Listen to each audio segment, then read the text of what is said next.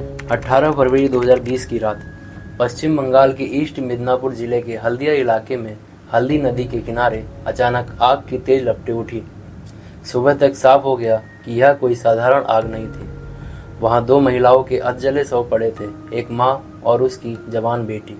स्थानीय लोग दहशत में थे। यह साफ था कि दोनों को जिंदा जलाया गया था।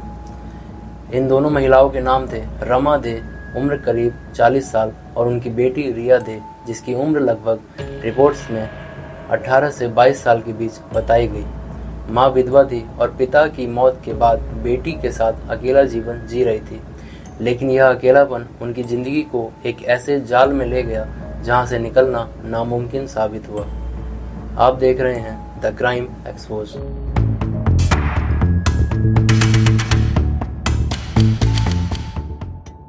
कहानी की शुरुआत 2018 में हुई थी। इसी साल उनकी जिंदगी में आया एक शख्स शेख सद्दाम हुसैन।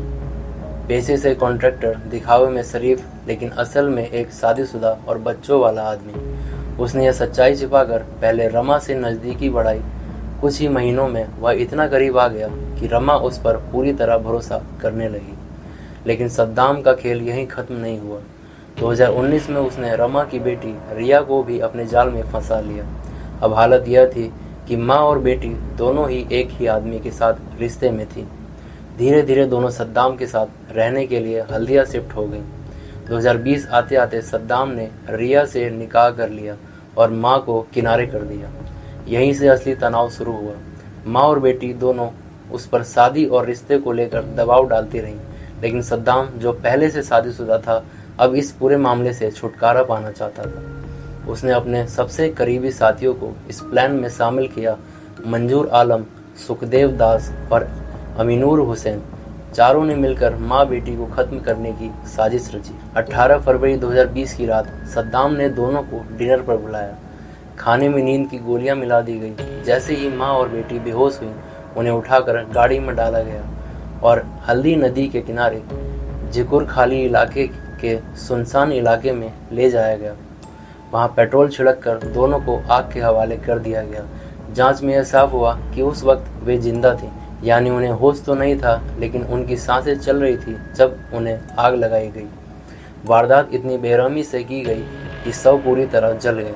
पहचान मुश्किल थी, लेकिन पुलिस को कुछ अहम सुराग मिले। राख के बीच से हरे गोल्डन रंग के बालों का एक स्ट्रैंड और स्वास्तिक शेप के ईयररिंग्स जिन पर अक्षर गुदे हुए थे। इन्हीं के जरिए सोशल मीडिया पर तस्वीरें और जानकारी शेयर की गई और आखिरकार शवों की पहचान रमा और रिया के रूप में हुई। स्थानीय लोगों ने जिस रात धुआं देखा था, उसी वक्त उन्होंने पुलिस को खबर कर दी थी। पुलिस जब पहुंची तो सद्दाम भागने की कोशिश कर रहा था, लेकिन वह पकड़ा गया। उसके हाथों पर जलने के निशान थे और बैंडेज बंधा हुआ था। पूछताछ में उसने कबूल कर लिया कि उसी ने माँ बेटी की हत्या की थी। जांच में कॉल रिकॉर्ड्स भी सामने आए, जिनसे साफ हुआ था कि घटना वाली रात वह लगातार अपने साथियों के संपर्क में था।